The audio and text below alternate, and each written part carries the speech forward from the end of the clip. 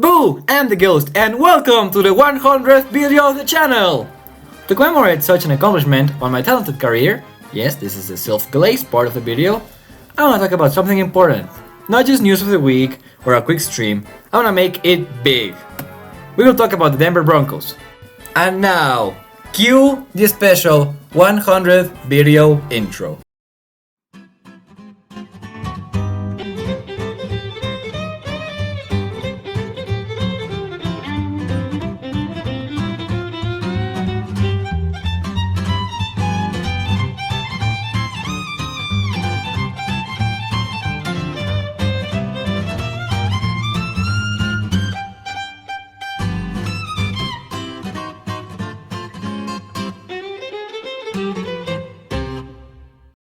I became a Broncos fan with the purpose of making my friends have fun while watching football.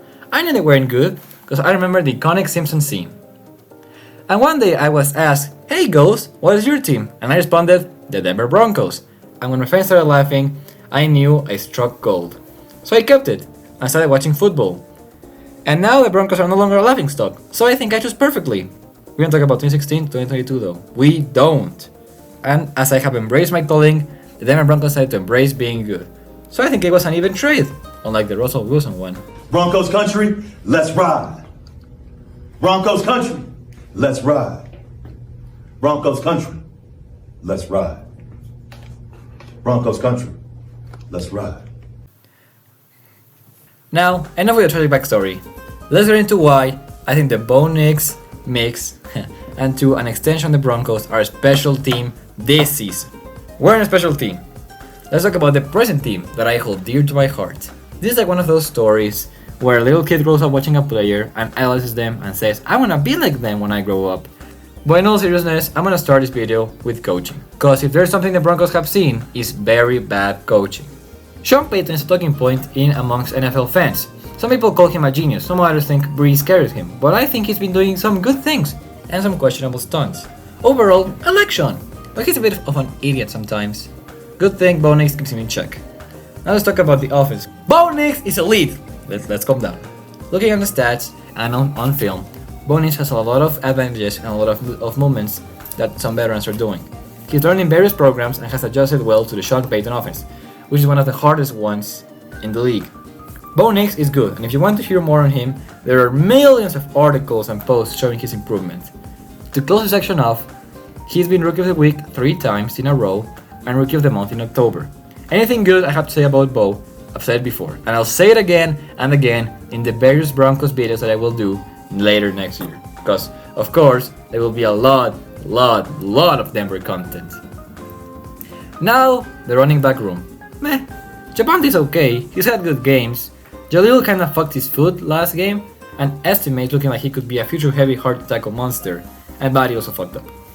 The receivers now, this is the biggest knock that people had starting this season, but I think they've done a pretty good job, for the most part. I like Curlin and Devon. Troy Franklin and Jordan Humphrey need to develop big time, but they still have gotten their respective encounters in the edge zone. Murray Mims is more of a returner, but still decent receiver. Now, tight ends. It's kind of messy because one guy just got waived and the others are like rotations, but I guess my favorite is Troutman. I think he's the best one, I don't know. And that O-line, boy, let's talk about this O-line. No pressures, went one game with 0 sacks, and usually ranked in the top 5. Every single man in this line deserves the highest extension O-linemen have seen in years. I cannot stress enough how important it is to have a good O-line. It makes the run effective, screen and power plays flawless, and good pass protection, allowing time for the QB to get the best option to catch. O-linemen matter. Now let's talk about the part everyone glazes about Denver. The Denver defense! We jump into the defense part. This was recorded pre-Monday Night Football. And then on pre-Monday Night Football, Riley Moss, the cornerback 2, went out with an injury. So this guy named Levi Wallace came out to play. And basically, long story short, the Denver defense allowed Jameis Winston to go for almost 500 yards. Okay? Almost 500 yards. And then you might say, well, that sounds bad. I mean, did the Broncos lose? No! The Broncos won that game. They had 2 pick sixes, one by Jaquan McMillan, who deserves more recognition because he not only intercepted Jameis Winston, but also went for a pick 6. So did Nick Bonito, someone who I will talk about later. But basically, he got a sack, he got his interception, his pick six. Also, Cody Barton got an interception, who is the other linebacker. So you might say, oh, well, 500 yards, that's not very nice. I don't care. They allow have 500 yards to Jameis Winston, but they also intercepted and pancaked his ass. So, Denver defense, I still think they're good. I still think they have a lot to work on. But as it's right now, good linebacking and good D-line. That secondary needs better backups. That's just my conclusion. But let's go. Let's keep going. Let's start on the D-line. Malcolm Roach and DJ Jones are pretty good, but they have gotten good sacks on their own. But the side ends, they are wrecking lives. Zach Allen is having his second year in Denver and it's already looking like he's getting better than last year. He's getting the most pressures and already reached 5 sacks. That number could obviously go up, and up and up and up. On the right side, John Franklin Myers has also reached 5 sacks and has also made O-lines tremble. Now let's go to the C, the no-fly zone 2.0. Nick Bonito is the first Bronco to reach double-digit sacks since Von Miller. That's a big thing. He had a 5-game streak of sacks, and the craziest part, this is the 3rd year in the league. His potential can still go up. Cody Barton is okay. He has one interception and does well pressuring. And finally, Justin Strand to round the linebacker trio. Now let's do safeties. Brandon Jones came from Miami and he's already outperforming himself from last year. I haven't seen much from him, but he has a pretty good amount of potential. He did save the Vegas game last week, and PJ Locke, sorry, I don't kind of care about him. His numbers don't speak for themselves. He works and he's shown that there are worse safeties, so go Locke. Now, the cornerbacks, save the best for last.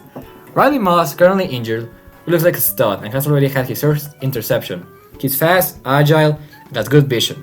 Levi Wallace is probably taking over his role since he's injured, and Levi is fine. And I'll say it again, this video was made before Monday, before he allowed almost 500 yards. So no, fuck you Levi Wallace. Macmillan is the better cornerback than you. But now, the best defensive player outside of Nick Bonito is of course Patrick Surtain II. Earlier this season, he had a 100-yard pick six. That's right, 100 yards. 2 interceptions in the same game. He's been called a favorite to win Defensive Player of the Year. He's held plenty of elite receivers to less than 50 yards. I'm gonna put this into perspective, okay? Hear me out. He's defended 7 passes. That means that QBs know he's a menace. They know he's dangerous. So across 11 games, he's only had to defend 7 passes. That is insane. His game speaks for himself. And he just got a 4-year extension. So Broncos no-fly zone will live on. To finalize this, Will Lutz is good, also won Player of the Week, and Riley Dixon has made some good-ass punts.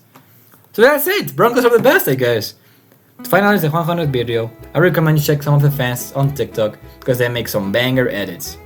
This is the Gamer Goes, and from the bottom of my heart, the only thing more important to me than Denver is this channel, and you. Thank you for watching. And now, a presentation of comments I received from past videos. See ya.